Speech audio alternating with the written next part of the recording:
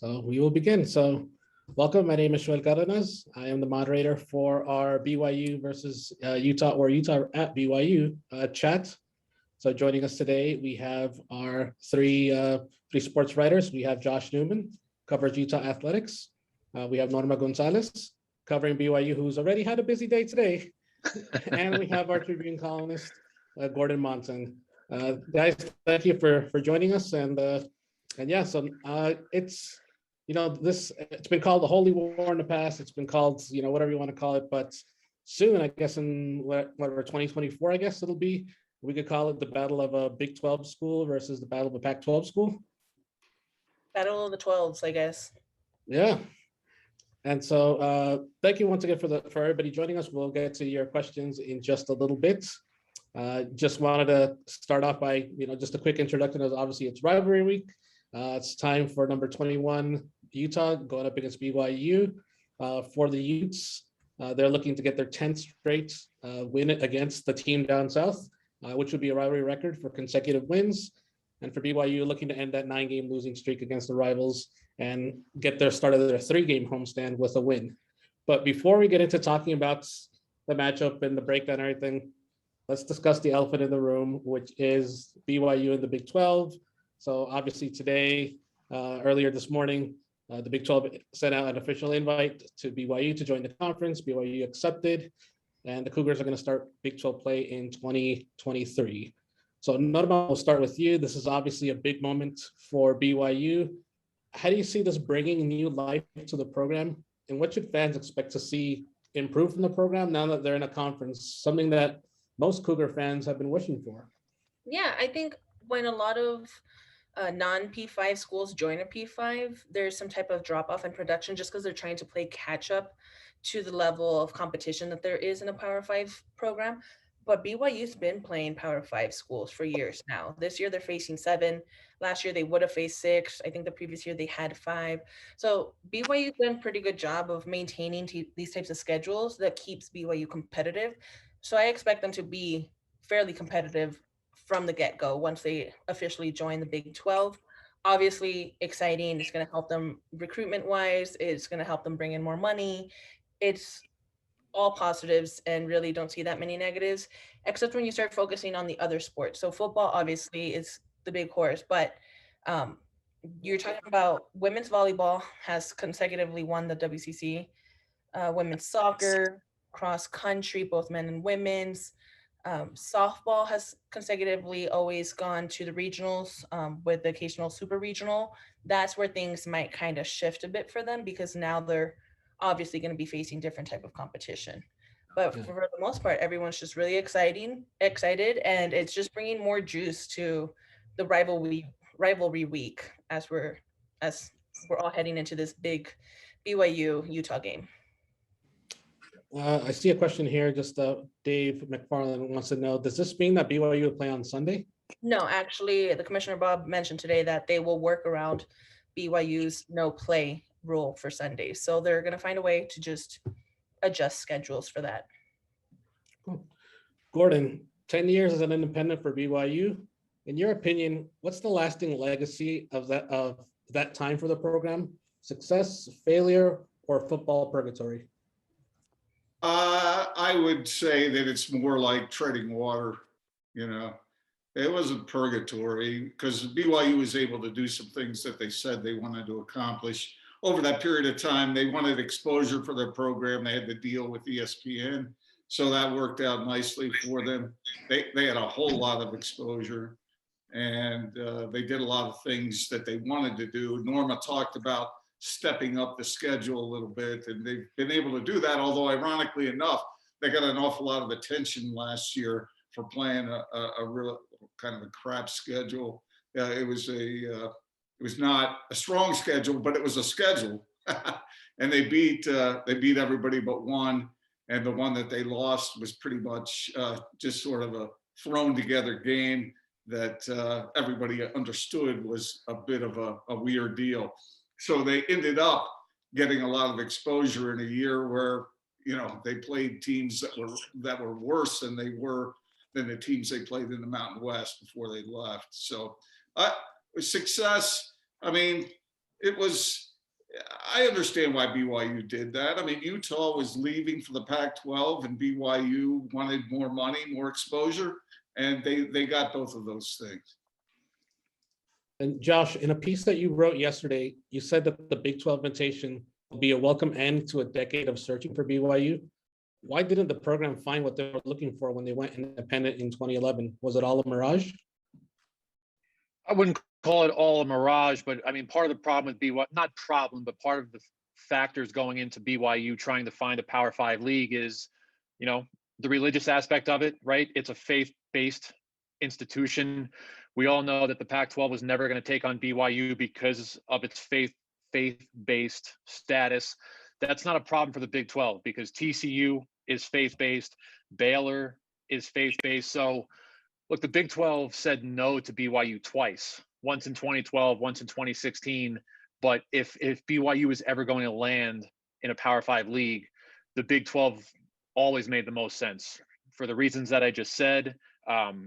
Geographically, you know, a number of like-minded institutions in Texas and other parts of the league. So it just made sense. And, you know, BYU is a beneficiary of these circumstances, right? Texas and Oklahoma are leaving for the SEC, and the Big 12 was, you know, there was a lot of questions. You know, would the Big 12 survive? Would they try to raid the American? Would the American try to raid the Big 12?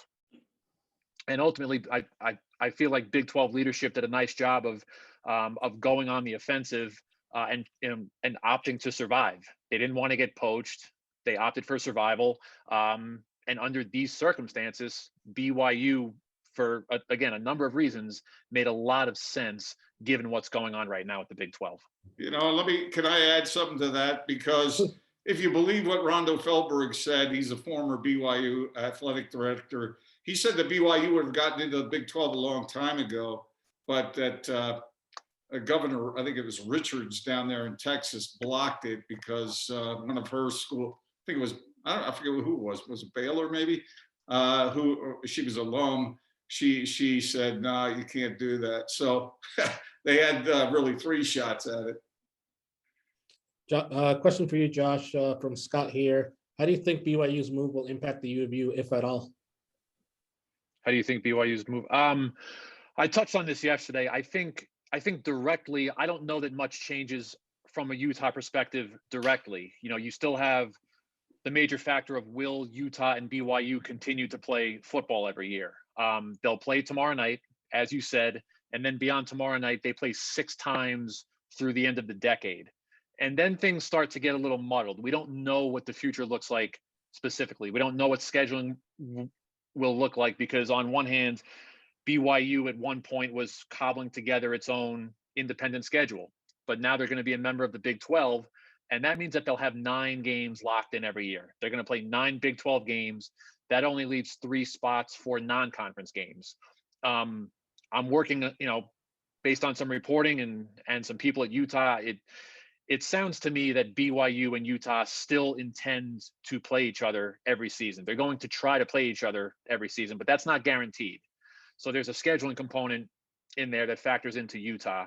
You know, not so directly, tangentially, Utah for a decade here has been the highest profile athletic department, highest profile football program in the state, just because of their status with the Pac-12, only Power 5 school in the state. But now that's going to change. You have a second Power 5 school coming in here with BYU. So, you know, do some of the general casual fans maybe start watching BYU a little bit more because they are playing major college football?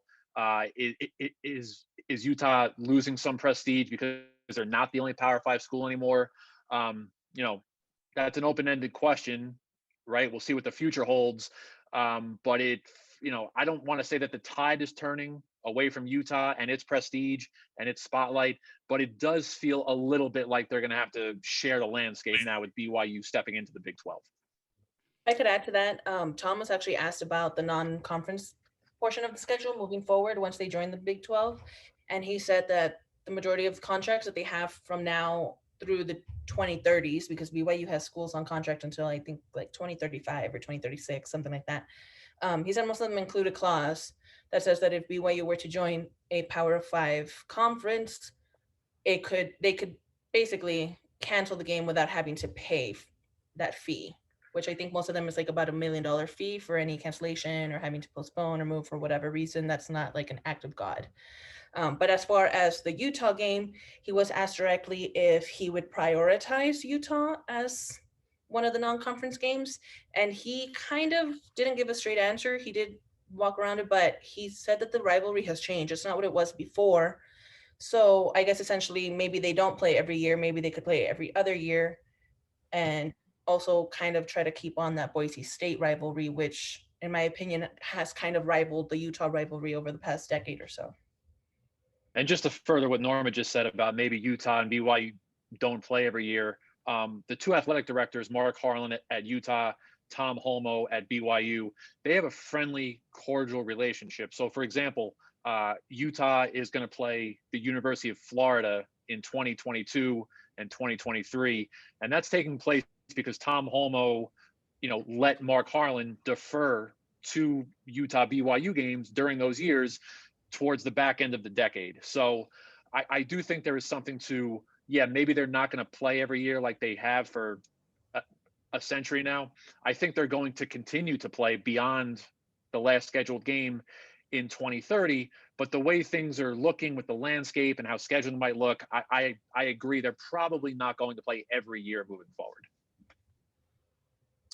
Right. No, well, obviously stay with us at the Tribune Sports for more of our coverage for all this, because it's a lot. And so I know everybody here has a busier days ahead in the sense of obviously covering the match that we're going to talk about, but also everything with BYU and the Big 12. So let's move on to the big game tomorrow. So for both BYU and Utah, coming into the season, they had big question marks over who would be the starting quarterback. So Utah, it was between Charlie Brewer, Cam Rising.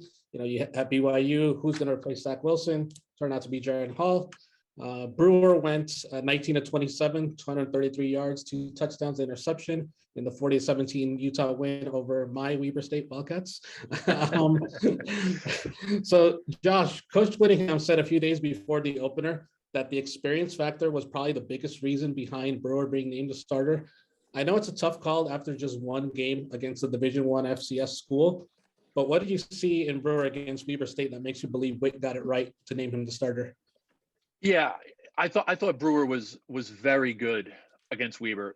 Not great, but very good. They didn't open up the playbook fully, but they let Brewer loose and kind of do some things. Look, the first play from scrimmage against Weber, Utah goes 5 wide. They put Brewer in the shotgun.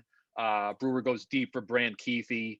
There was a pass interference call, but the point I'm making is they're going to allow Brewer to do more things, maybe expand the playbook more than they have in the past, just because, as you said, Brewer is experienced. He played 44 games at Baylor. 39 of those were starts. He played in a Big 12 championship game. He played in a Sugar Bowl.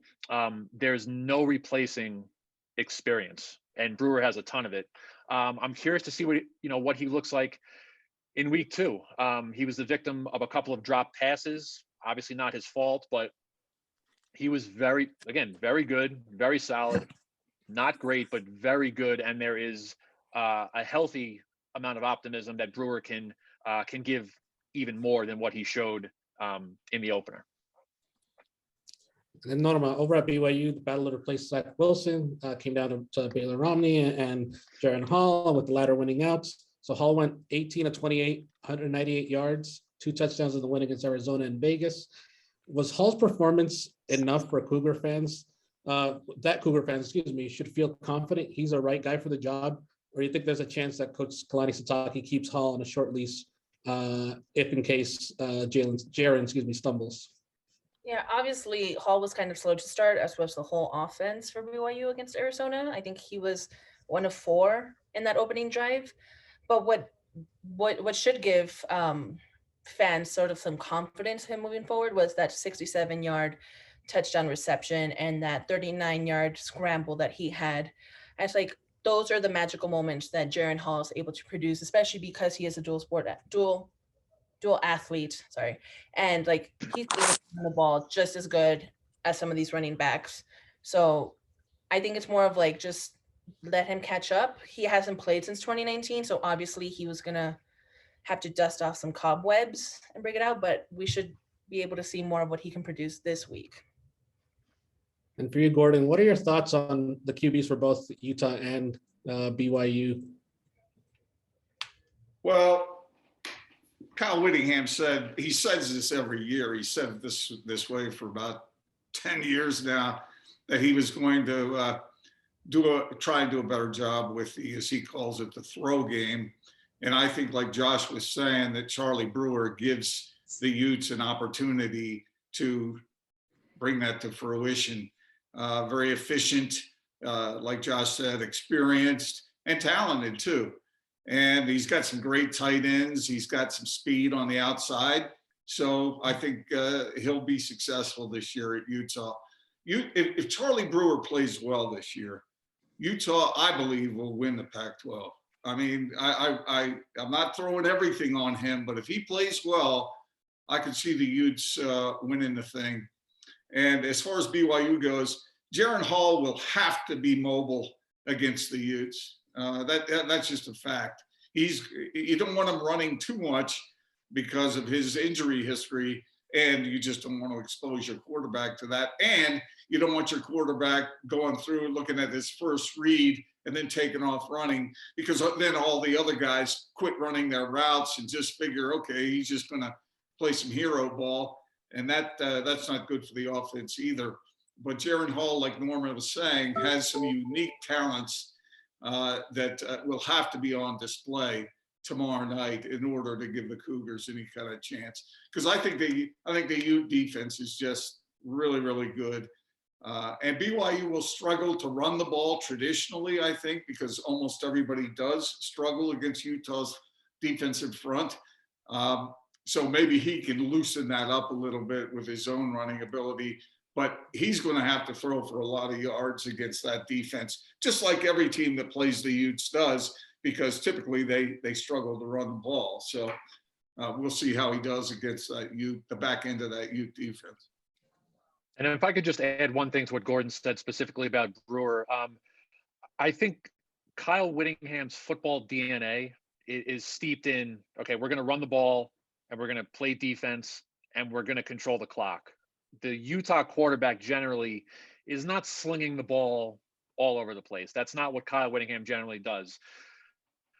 But Charlie Brewer is a guy that you can do that with. He's a guy that you're okay with having him throw the ball 30 times, 35 times. That's what his career is built on. I think if Brewer is going to be successful, Kyle Whittingham has to step outside of himself and allow Brewer to do that. If you're going to hamstring Brewer and not let him roll out and not let him be in the shotgun and not take shots down the field, you're not going to be as successful as you could be. I think that's a pretty critical subplot here moving forward is will Kyle Whittingham and Andy Ludwig allow Brewer to do what he does best? Got one question here for you, Josh, that says, do you think the Utes expect to lose Cam Rising to the portal? That's a good question from David. Look, we're living in a day and age where the NCAA transfer portal is there to be used. And if a guy is not getting the playing time he thinks he deserves or that he wants, the portal is there to be used to go find greener pastures. I think this is an interesting situation with Rising for a few reasons. One, he's already transferred once from Texas to Utah. If he tries to transfer to another FBS school, he would have to sit out again. And he's already taken 2 red shirts. He's in his 4th year of college. It's not like he's a freshman with all this time left in his career. So I don't know that going to the portal is advantageous if you're Cameron Rising. Number 2, on paper, it appears to be that if we look at the 2022 season, Rising is not the prohibitive favorite to start, but he is in a good position to win the starting job because he'll be a 5th year junior next year in his 4th year in Utah's offense, so he knows the offense. The other options in the program right now are Peter Costelli, who's only a true freshman, and Jaquindon Jackson, who will be a redshirt sophomore next year with almost no experience. So Rising is probably the favorite to win the job next year. And if he wants to play major college football, really, if he wants to play any college football as a starter, I think his road to being a starting quarterback is still the clearest at the University of Utah. You know, one other thing to that, I've been told by people very, very inside the program that they really like Cam Rising, Josh. Yep. They really like this kid. They do. But Yes. But Charlie Brewer is obviously the guy. And the other thing is, if you look at statistics or percentages of quarterbacks who make it through an entire season without needing either a break or some sort of injury situation, the number is lower than you think. And so Cam Rising, and nobody wants to wish any kind of injury on Charlie Brewer, but Cam Rising knows that he's probably going to see the field. And not only that, look, Rising knows the deal, because look what happened last year. Rising won the job last fall over Jake Bentley, who was a South Carolina grad transfer. Rising lasted 14 offensive snaps and 6 passing attempts before he was lost for the season to a shoulder injury. So, Rising understands the dynamics of a quarterback room and a depth chart. And, you alluded to this, Gordon. What's the old saying? The backup quarterback is 1 snap away. So, I think if Rising stays the course here and continues to be patient, and he has been very patient, if he continues to do so, again, the clearest road to being a starting quarterback, major college football for Cameron Rising is still here at Utah.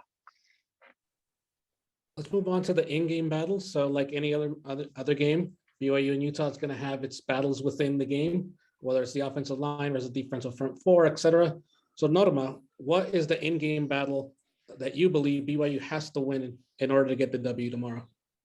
Yeah, I feel like between the offense and the defense may have struggled a little bit more against Arizona. Obviously, they did a good job of trying to hold the run against the Wildcats. I think only allowing them a little bit more than 100 rushing yards, but they really struggled with open field tackles. They even struggled with short pass tackles, and that's where the Wildcats got most of their passing yards. And then they're gonna have to stop the run, but that's big for them against any team. So I just think it's going to come down to the defense, maybe not necessarily the defensive line, but all the linebackers, safety, secondary, and everything. Josh, same question to you. Go ahead. These are basic things. Sorry, is that you, Josh? Pretty basic fundamental football stuff here.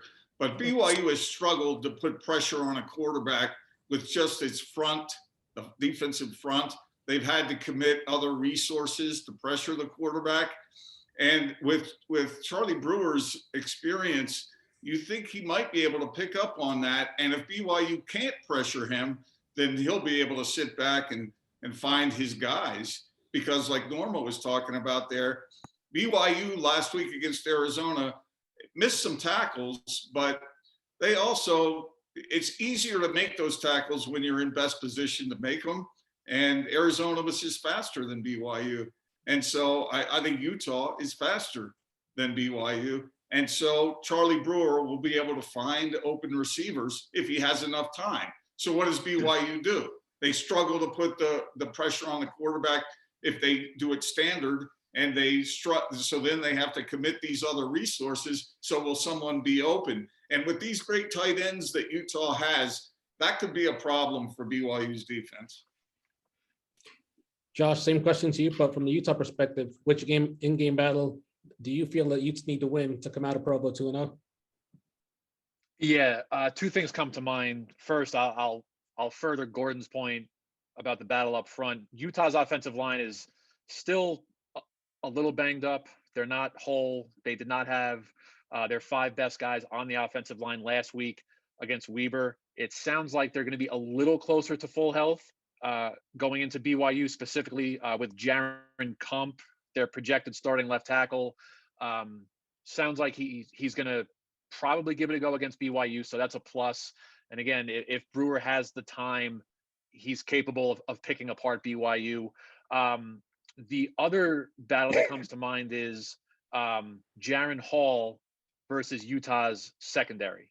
Utah's secondary is young, between Clark Phillips and JT Brockton on the outside, and Malone Mataele at nickelback. Morgan Scally, the D coordinator, made a good point during camp. You know, it's a talented secondary, and they're capable of big things.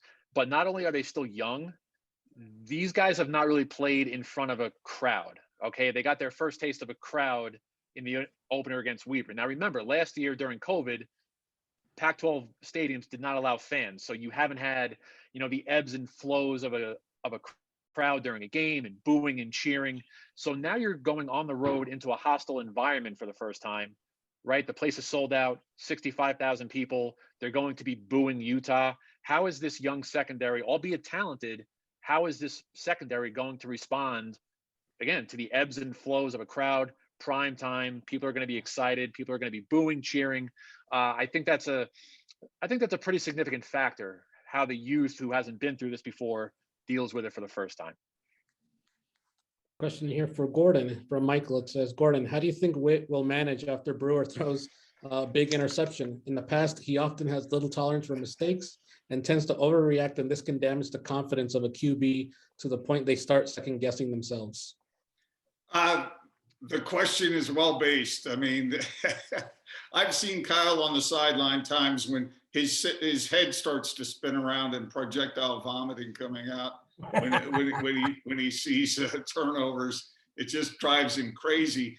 And we've seen the effect on certain quarterbacks in the past. I mean, Travis Wilson, he got to the point where he'd throw it 5 yards past where the receiver was, or just wherever, what he was going to do away from the defensive back. I think Kyle is working on that a little bit, and he understands that he's got to manage his quarterbacks in a way that builds confidence. And it reminds me of a story that Steve Young told back in the day when he was playing for BYU. And it was like one of his first games he played, I think it was against Georgia. I think it was Herschel Walker. I'm not sure exactly, but they were down there in Georgia, and Steve threw an interception, and he came off the field, and Lavelle Edwards said to him, don't worry about it. You know, it'll be okay. And then Steve threw his second interception, and he came off the field, and Lavelle said, it'll be okay. Don't worry about it. Keep your confidence up. And he threw another interception, the third one. He came off the field, and Lavelle said, how you feeling? And Steve said, don't worry about it, coach. I'm doing fine. And Lavelle said to him, isn't it about time you start worrying about it?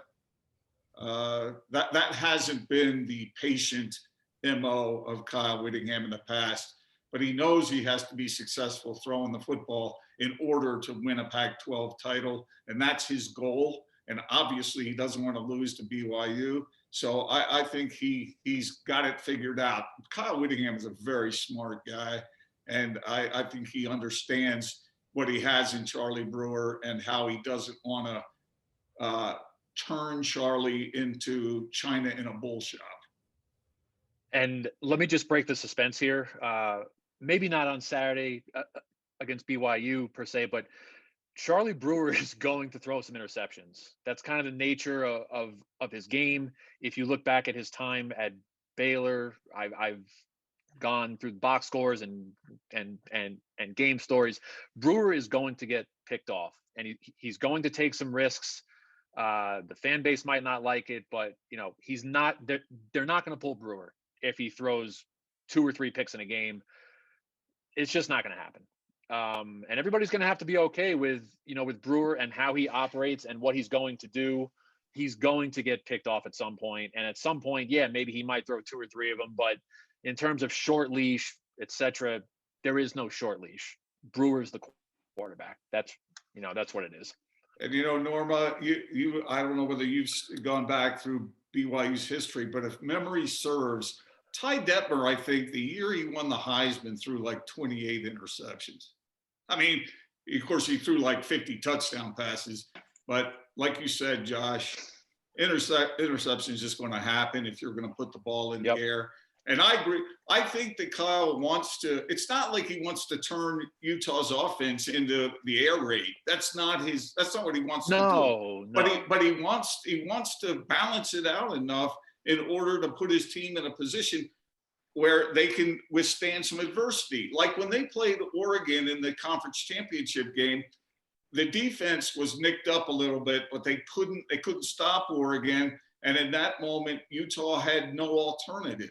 I mean, not really. They couldn't find a way to keep in the game.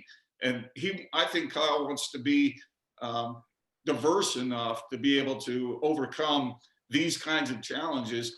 Because as he's shown in the past, all Utah has to do is lose one important game in conference, and it kind of cancels out what their goal was. Right. I mean, look, if we're sitting here on December 3rd and Utah is getting ready to play Oregon in the Pac-12 championship game, Oregon with all the speed and the arm and the 5-star guys, you are not going to beat Oregon with 3 yards and a cloud of dust and controlling the clock. It's just not going to happen. You have to throw the ball, you have to go downfield, you have to score points. And that's what the game has turned into. And I've said this in terms of, the transfer portal and Kyle, with the the throw game. Kyle, despite his age at 63, going on 64, having coached for almost 3 decades, I think Kyle has done a good job of moving along with the times, and he's willing to change with the times. And this is one of those things, right? Throwing the ball more, willing to go to the air. And again, he's going to have to kind of go outside himself a little bit and let Brewer do his thing. Moving on to the historical aspect of basically this rivalry, especially these last, decade. So this is for you, Gordon. So it's been a long dominance for Utah in this rivalry. Is it as simple as saying that Utah has been more consistent as a program that has led to their dominance? Or is it more than just that? Like, how should we attribute being in the Pac-12, in 2010, 2011, the money, the possible better recruitment selling point that has led to this rivalry now for about a decade? Yeah, it's when Josh was talking about the tipping of the balance of fandom in this state, I had to reflect back on the years when BYU was absolutely dominant. And I think probably 70% of college football fans in this state were following BYU more closely because they were so dominant for so long. Well, then comes Ron McBride, and he starts changing. It's more evened out a little bit. Urban Meyer shows up and does some really extraordinary things. And then Kyle is hired, and they're sort of going back and forth. And then Utah gets in the Pac-12. And from that point on, Utah has done a great job of building depth, building talent within the structure of the Pac-12 to the point where Utah has a better football program than Utah has a better football program than BYU. And that's not the way it was for a long, long time around here. You talk to old timers who are Ute fans, and they can't get enough of this stuff because their team got beat year after year after year. And now the whole thing is flipped, and Utah has the superior football program. That's why today's news is so interesting, because I think that will have a positive effect on BYU, having those associations with really fertile recruiting areas, and that will help the Cougars in that regard. But right now, Utah just has more talent than BYU. BYU fans may have a problem with that, but based on my observations over the past longer than I want to say, it's the talent favors the Utes, and I think that's pretty indisputable. Norma, I wanted to ask you, now that BYU is going to be in the Big 12, or starting in 2023, for BYU athletic director Tom Holmoe, is there pressure now, or is it pressure until 2023 to really start turning the corner when it comes to this program? Because just from a fan aspect, and not necessarily a BYU fan, again, I'm a Weber guy, hearing it's always been that talk of, okay, once we get into a conference, then it's going to change. Then it's going to change, like it's an automatic like this. But as we know in sports, nothing's really an automatic, just turnaround. what pressure do you Except think? except for Tom Brady winning. Yes, that's true. That's That- automatic. he's an exception for sure. Yeah. But how much pressure is Tom under to get, I guess, quote, get it right, either between now or starting in 2023? Honestly, from what I've heard, I think that pressure started back in 2010 when they announced that they were going independent, because their goal all along was to get into a Power 5 conference. They knew they had to step it up. So obviously now there's like an added layer to that. So yeah, this season's going to be huge because it's kind of like an audition, if you will, but they're already in. But this is what people are, now that the whole nation knows BYU's entering into a Power 5 conference, all eyes are going to be on them. How are they going to do? They're going to play against Baylor later this year. That's going to be huge. That's going to be like a preview of what the Big 12 could look like with the Cougars in it. So obviously, with more eyes on them, first because they got more eyes on them from last year with the pandemic, and then now with more eyes from the Big 12, there's just, yes, there's more added pressure, but that pressure's been there for a while. Got a couple questions here. They're youth questions. So for Josh, from Michael, do you think the youth front four can pressure Hall? And also another question from David: how is Bam progressing on the O-line? Can he live up to the rather lofty expectations? Can the front four get to Jaron Hall? Great question, and we don't know. The thing with Utah's front four is, first of all, I don't know that there is like a ferocious edge rusher like Bradley and I was a couple years ago. Mika Tafua is an all Pac-12 guy on one end.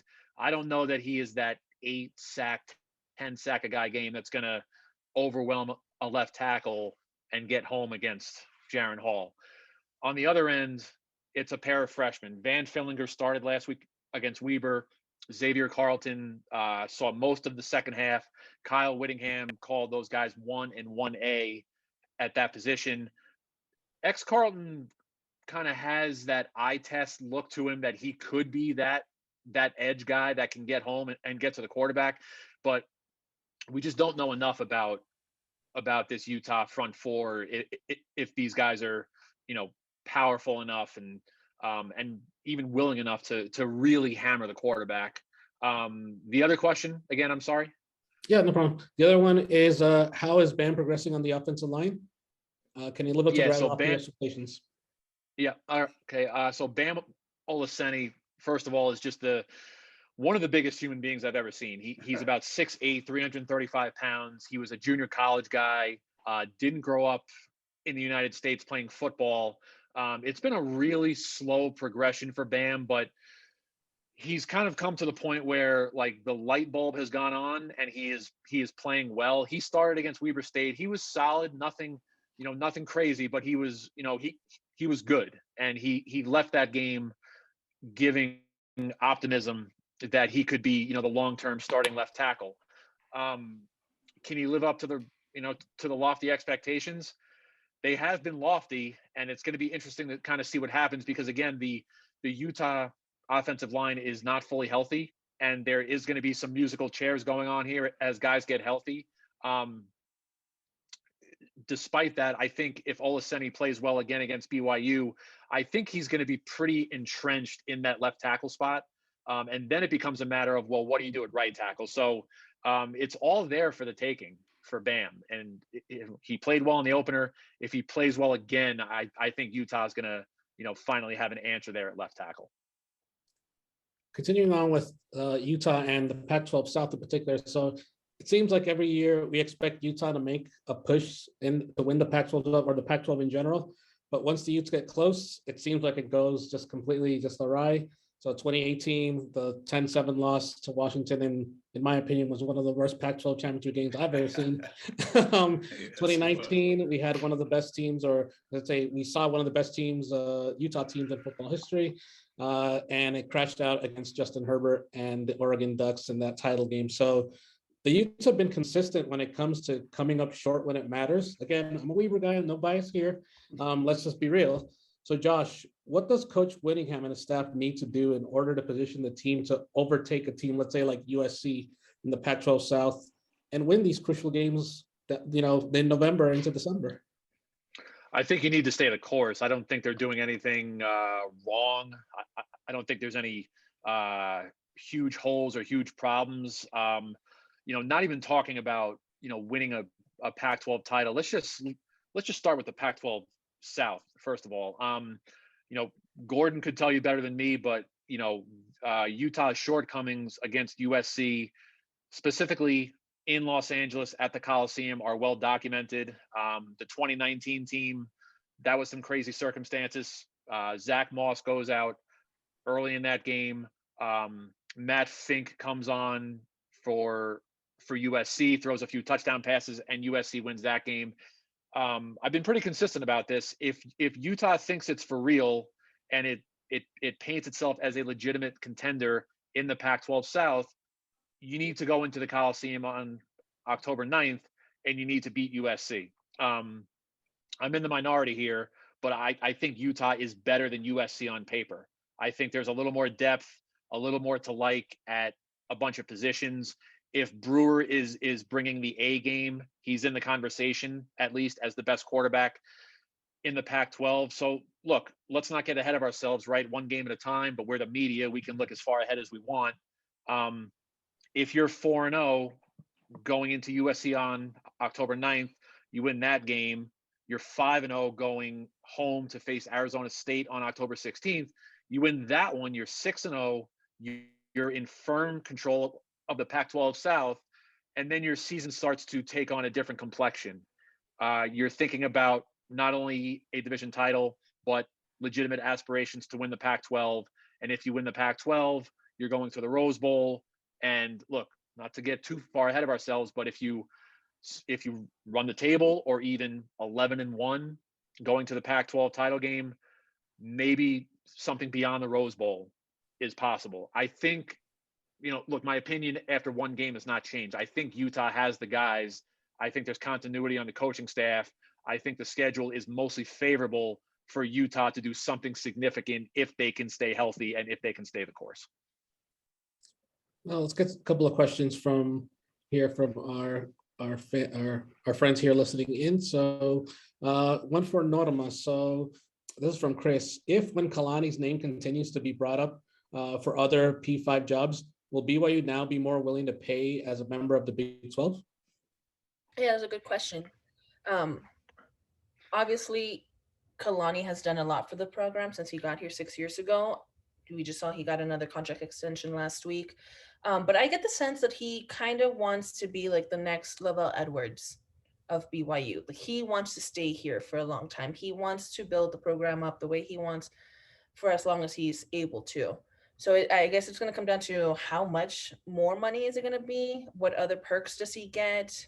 How these other schools are willing to work with him. But here he kind of has, free reign of the land. He has a great relationship with Tom Homo.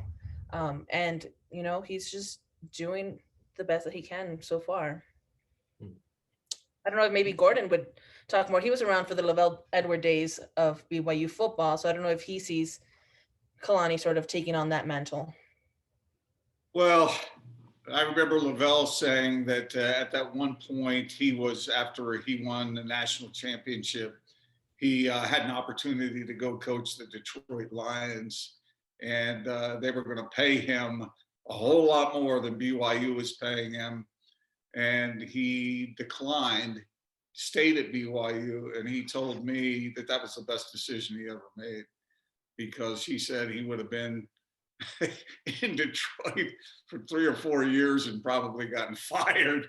So I don't know if Kalani thinks about those things or not, but let me say it this way. BYU has some really wealthy boosters who are part of that thing down there. I forget, Norma, do you remember what that thing's called? I forget. It's a bunch of boosters who are willing to throw money in to pay the coaches at a higher level than what BYU does. And maybe BYU doesn't want to see Kalani's salary, if he sees a lot of success, continue to grow and rival what Kyle gets or what Nick Saban gets. But I think he's pretty happy at BYU. And he'll be happy there as long as he keeps winning. Want to get to also another question. And this one, let's see. how much influence will the crowd have over some of the young players for Utah? This is really my only concern for this game. Josh, what do you think? Yeah, I touched on that earlier, specifically with the secondary, just, a lot of young guys. And just to reiterate, I think a huge benefit of 2020 and the COVID year was that young guys like Clark Phillips and JT Brockton and, the late Ty Jordan and some other young guys. The benefit was that they got to play in 5 games last year, but they didn't have to waste a year of eligibility because the NCAA froze the eligibility clock, so nobody lost a year of eligibility. The problem going into this year is that you've got a little bit of experience, but specifically the Pac-12 teams, these young guys, they have never played in front of a crowd because the Pac-12 is not allowing fans in the stadium during COVID. So it's going to be an interesting kind of small subplot.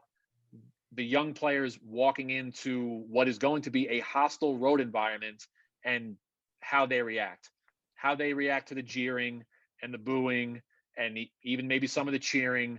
Again, there is no replacement for experience, and there is no experience with these young guys going on the road into a road stadium and trying to operate and trying to concentrate and trying to block out the noise, trying to block out the extracurricular stuff. So yeah, I think it's a good point that that these young guys have to deal with it. I don't think it's going to be, a detriment, by any means. You're a football player, you're trained for this.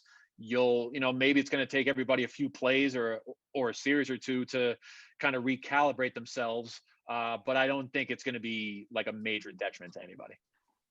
I want to get to another question as well. This one, how do you see this, I guess for Josh, how do you see the Utah tight end battle will shake out on Saturday and the remaining of the year? I'm not sure what we mean by Utah tight end battle, but I'm going to say what I think it means.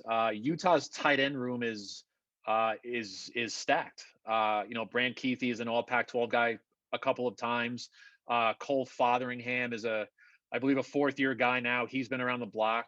And then you add in a guy like Dalton Kincaid, who was at the University of San Diego, was an FCS All-American in 2019.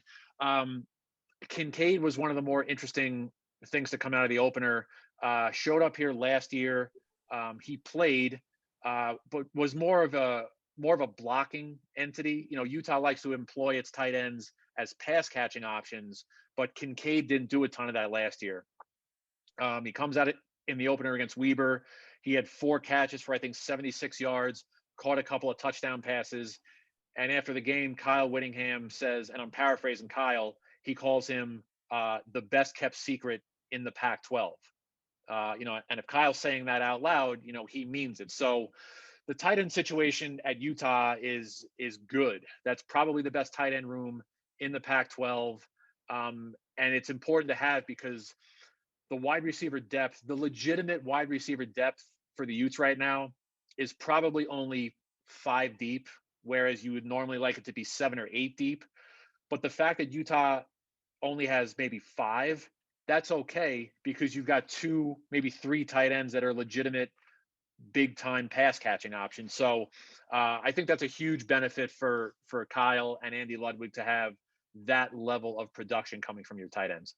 If I could add something to that from the BYU side, they supposedly have great tight ends too. Isaac Rex and Holker and Mason Wake. And they didn't use them last week against Arizona, not really. And that's sort of interesting to see. I agree with what Josh said earlier. It seemed to me like both of these teams had the anchor out a little bit offensively last week. Yep. And I've asked around about this, whether they were concealing some stuff against maybe a lesser opponent. Sorry, Weber folks. But I think they were kind of holding back a little bit, not to give away everything for this game. It's extremely important for both of these teams. Kyle Whittingham hates this game, and he never wants to lose to BYU. And of course, BYU is desperate to beat the Utes. And so I think they were trying, even though it's dangerous and you can go on a slippery slope there, I think they were holding back. And maybe the tight ends, at least on the BYU side, were part of that. That's one of the reasons I'm so interested about what's going to happen tomorrow night, is because everything is going to be wide open. I'm sorry. Another reason to conceal some things and not give out the whole playbook. It's week 1. You don't need your week 8, 9, 10, 11, 12 opponents getting everything on film week 1. Look, Utah knows that it was going to play BYU tomorrow night. It knows it needs to play USC, which is a critical game, and Arizona State, and on down the road. So, you don't show your whole hand week 1. But I think from a Utah perspective, I think Utah showed enough of itself offensively where, I think there should be a healthy bit of optimism that this Utah offense can be dynamic if everything is rolling and all the pieces fit and Brewer is healthy and just working. If everything is working, this Utah offense can be very, very good. I have a question for you, Josh, and it's this. Please. We talked about Utah's passing attack. Last week in the first half, 17 throws from Brewer, and right. I think it ended up being 27. But what do you think, where's the sweet spot for Utah's passing attack? How many attempts? Because it's not just the number of attempts. What it is attacking all quadrants of the field, however many times you do throw. But what do you think a number on attempts? Yeah, no, that's a good question. I've been asked this a few times. The number that keeps popping in my head, 35, somewhere in there. I don't think you want Brewer throwing it 50 times a game. That's, again, we're talking about balance and trying to add elements to the passing attack. But as you said, Gordon, earlier, I don't think anybody wants to turn this into the air raid.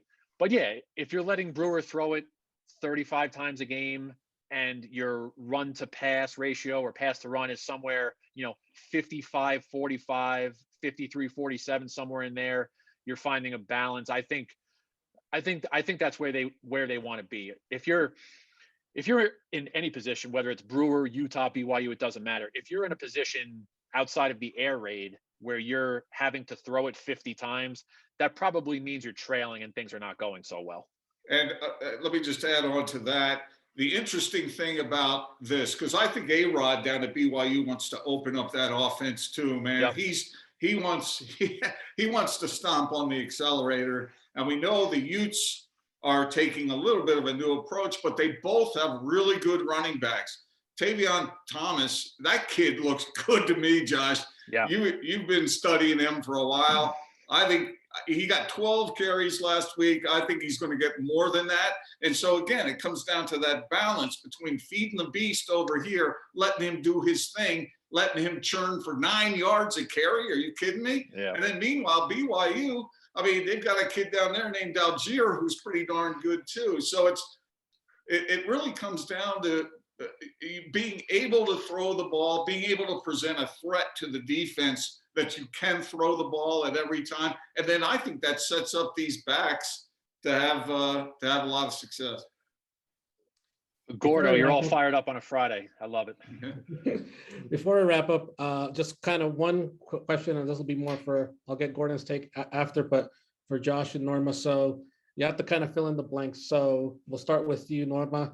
So in order for BYU to win, Coach Sataki is going to have to prepare his team to blank. Run, throw for 400 yards. What? That's tough because, like Josh said, you don't want to show your whole hand this early in the season. But I think BYU is going to have to show most, if not all, of their hand. They're going to have to use all the weapons that they have, and that includes having Tyler Algier rush for more than 100 yards. That includes putting in the tight ends to have more touches. We saw what Isaac Rex could do last year. What was it, 9 touchdowns or 10 touchdowns, something like that as a freshman. You're going to have to get probably the Nakua brothers in there, especially now that Gunnar Romney is out for the foreseeable future, and just use the Nakua brothers and use Neil Powell. Probably get, I'd say, at least 200 yards in the air. Then Josh, what does Coach Witt have to do? Yeah, my take on that is in stark contrast to what Norma just said. This is the University of Utah. I'm working under the assumption that they're going to stop the run, because that's just what Utah does year in and year out. Don't let Jaron Hall go crazy. Weber State was able to do some things through the air, and they found a rhythm a few times with the passing attack. Don't let Jaron Hall get comfortable. Get home to the quarterback. Stay disciplined in the secondary, and just don't let Hall go crazy. I think if they can contain Jaron Hall, I think they're pretty solid otherwise, and it should be on paper, kind of a arm's length type of win for Utah tomorrow night. Then lastly, for Gordon, on Sunday morning, what are we going to be? What's the headline? What are we going to be talking about this game? First of all, I want to know from Josh how long is an arm? Can we talk about point spreads on here? Spreads up to 7.5. Arm's length is what? What are we, 8 to 10 points? That's, my arm is pretty long, Gordo. I'm 6'7", so let's go with 10 points. I'm on the record as Utah by a couple of touchdowns. A lot of people disagree with that because the games typically 7 out of the last 9 games have been really close. Yes. But as far as the headlines on Sunday, I think this game, obviously every aspect of it is important, but each team's quarterback has to have a really good game. I mean, BYU has no shot against Utah if Jaron Hall doesn't play great. And I think the Utes will struggle a little bit down at Lavelle's place if Charlie Brewer doesn't play up to his potential. So I know that's kind of a cliche answer, but sometimes cliches are true. It's going to come down to, in my opinion, quarterback play, because a lot of the other stuff is going to cancel it out. And I'm very curious to find out if BYU can stay offensively and defensively with the speed that the Utes have. All right.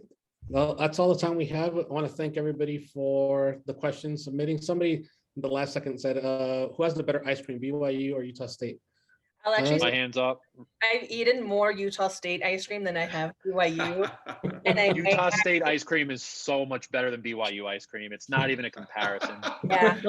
Okay, so remember that was Norma and Josh who just said that. So that's fine. I get enough mail already. Send it to them. Send your complaints over to. No, I'm just kidding. No, but that's all the time we have. Want to thank Norma Gonzalez. Want to thank Josh Newman, Gordon Monson for the conversation. Want to thank you for tuning in as well. Everybody behind the scenes as well for making all this happen. And don't forget, for the latest info on BYU, Utah, all local sports, sign up for our newsletters. They're at sltrib.com/newsletters. For BYU, it's Eye on the Y. For Utah, it's the Tribute. BYU versus Utah tomorrow at 8:15 on some network that starts with an E. You guys know what it is. Follow our reporters on Twitter. For the latest info, including updates throughout the game. So Josh is at Joshua_Newman. Norma is at SLTrib BYU altogether. And our columnist Gordon is at Gordon Monson. And of course, go to Salt Lake Tribune, go to sltrib.com for all the post-game and next day analysis of the game. My name is Shuad Cárdenas. I'm at Shuad Cárdenas on Twitter. Thank you once again and enjoy the game. Thanks, everybody. See y'all.